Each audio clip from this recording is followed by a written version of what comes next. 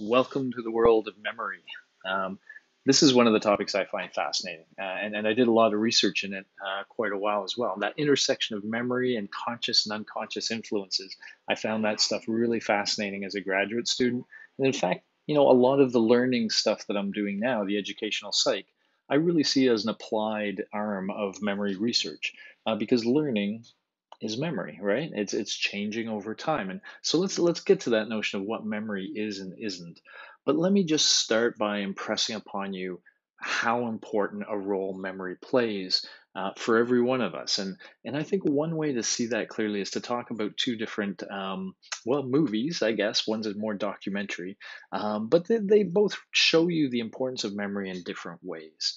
The first one is about a character named Clive Wearing, and if you go on YouTube, you can find BBC documentaries about Clive Wearing, and I really recommend you check them out. I'll probably talk about him more later in the chapter. I'm just going to give you a very general sense now. But Clive was a musician, a conductor, a pianist, a vocalist.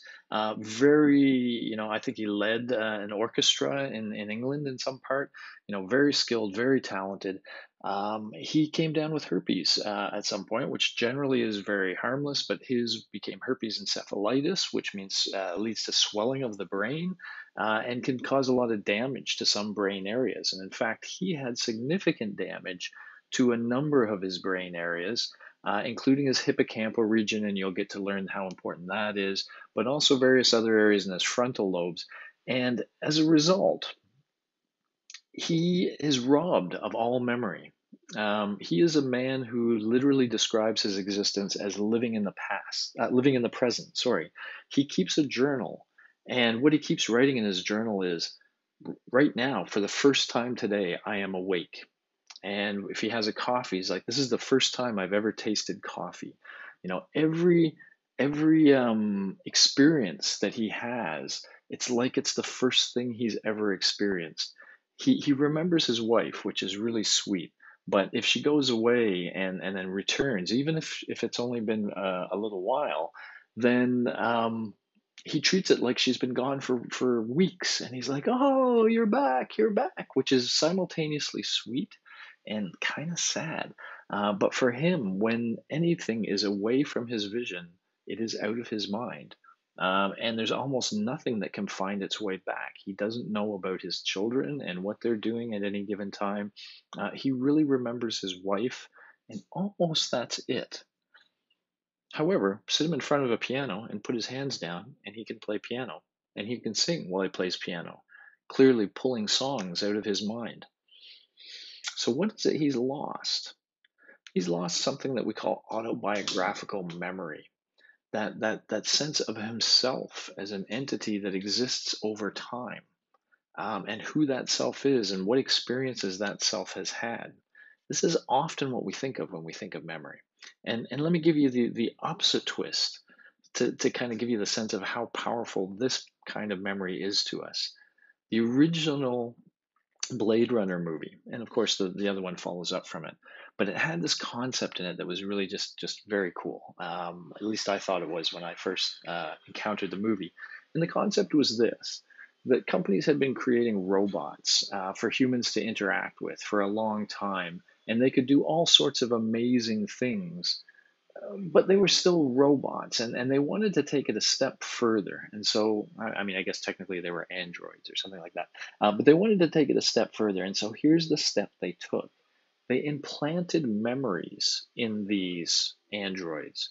And so these androids could remember things that happened to them when they were children, or birthday parties when they were 12, or things their mother had said to them, or that time their mother rocked them to sleep when they had burned their fingers on something.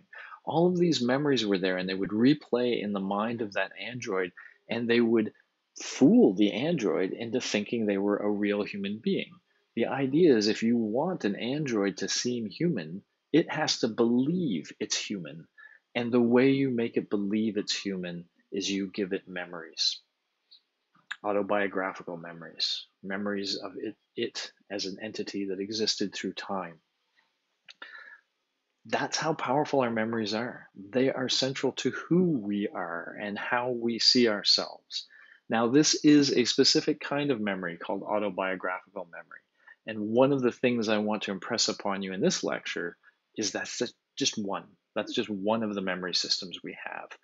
But wow, is that one critical, right? And so when you think about that a little bit, and for example, I mean, I'll now get a little personal. My mom has Alzheimer's disease, and she's pretty far along, pretty progressed. She doesn't really know who she is anymore. She is like Clive Waring, very much, and it's really hard. She often will recognize me for just a moment, but then I could become her brother, or even her husband, because she doesn't know where she is in time.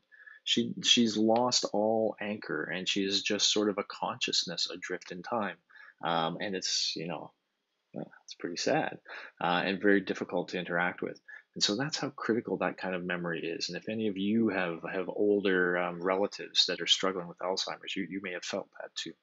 Okay, so that's just to impress upon you, how important memory is. So now let's start thinking about it. And again, the critical thing I want to start with is by defining it, because I think psychologists define it in a much more general way than most of us do. In fact, most of us, if we're asking, what is memory? What do we mean by memory? You would probably point to what I was just talking about. That ability to retrieve past experiences. So if somebody says, "Hey, have you ever been to Jamaica?" Yeah, I have been to Jamaica. Oh, what happened? What'd you do there? What was it cool? Well, now you're able to somehow revisit that past experience. And we think of that as memory, and it is. But here's how psychologists define memory. Anytime some past experience is in some manner affecting your current behavior, then memory is playing a role. So if the past influences you now, that's memory.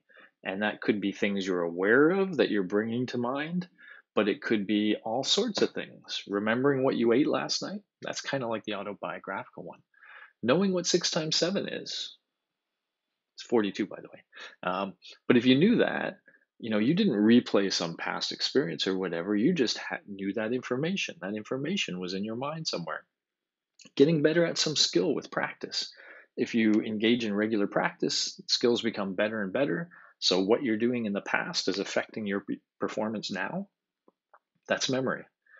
Choosing not to eat a food that previously made you ill. I'm connecting back to the learning chapter here, conditioning kinds of things. If you show evidence of conditioning or of any kind, that's memory.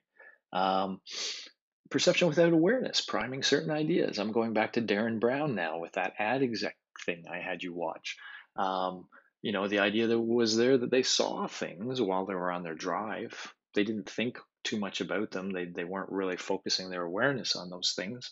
And yet later, when they were trying to come up with creative ideas, those things are what came to mind. So that past experience is affecting them now. So what you see is that, that autobiographical sense I told you about is just one part of memory. I told you that Clive could still play piano, still sing songs. That's memory. My mom could recognize me for a moment. That's memory. She still knows how to do things like brush her teeth and various other things, skills she learns. That's memory. So it's a much more general sense, and that's part of what you got to wrap your head around, because what we're going to call memory in this chapter, some of the things we're going to call memory are going to be sort of new conceptions for you. So let me just sort of hit over the head then with this. I like to say, as the title of this lecture says, memory is not a singular noun.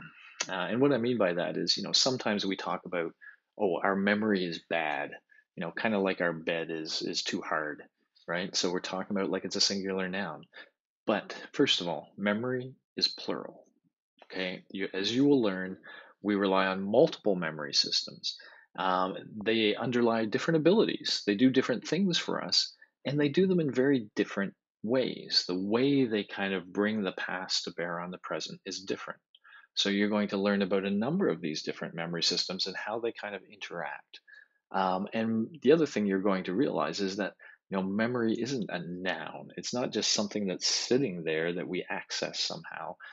It's a set of processes. The past affects us in active ways. It alters the way we're currently processing information, or we sometimes are rebuilding the past. We're building recreations of the past. And so memory is a very active process, and no matter what system you talk about. And so, in a sense, memory is a plural verb, not a singular noun.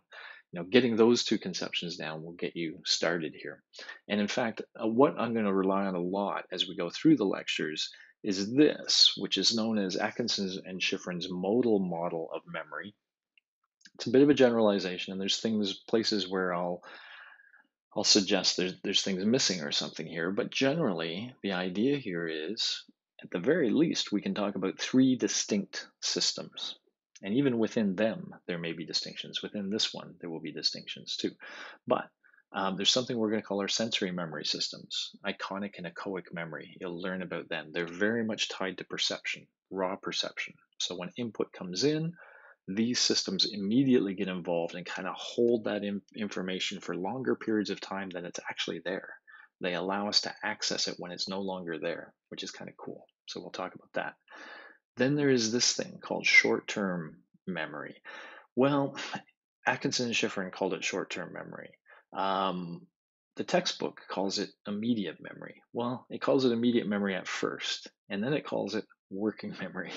Most of us know it as working memory. Most psychologists now call this working memory.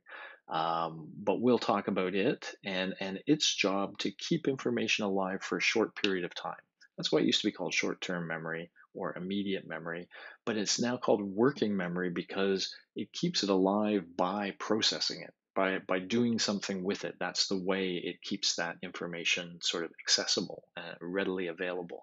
And we're also going to kind of talk about this as though it's what we've been calling consciousness. This is the part of our mind where our inner voice is. This is if we're imagining things. This is the part of our mind involved in that. This is the part of our mind we think is being used to solve problems, and come up with solutions in unique contexts. So this is kind of where our thinking is happening to some extent. Now, some of the things we think about get transferred to a long-term memory store. And so when I asked you about Jamaica, if you weren't thinking about Jamaica, I don't know if any of you have been to Jamaica, but if you weren't thinking about it, but you had been there, the memories were sitting in long-term memory somewhere. And once I ask you about it, you got to pull it into your mind from memory. So the idea here is, here's your mind, and things come into your mind either through the environment via sensory memory or through long-term memory. So we can bring things to mind by looking at the world, or we can look into memory and we can bring things in the mind from the past or from our imagination for that matter. But this is the place we would be bringing them to. From all of these systems, there is assumed that sometimes information is lost, so-called forgetting, from these systems. But this is a better picture, or at least it'll get you started. Again, I'm going to suggest to you in long-term memory, we even have divisions once we get there. But as a general sense, we're going to talk about these three memory systems and how they interact, and you'll see how they're all kind of unique and interesting in their own ways. So I'll come back to this figure now and then just to kind of orient you. Okay, we're here. And then I'll talk about something else. Before I get jumping into that, I think my next lecture, I want to introduce you to really the first really powerful memory researcher. I have this history thing, history of psych thing. So I'm going to introduce you to somebody named Hermann von Ebbinghaus. There's in downtown, on the downtown campus, when the cognitive psychologists come together for research talks, they call their series the Ebbinghaus Empire, because they see themselves as following. The University of Toronto was very big on memory research in the 60s, 70s, and 80s. And so they see themselves following Ebbinghaus's tradition. So who is this Hermann von Ebbinghaus, and why is he still, honored today at the University of Toronto? I'll tell you that in the next lecture. See you guys.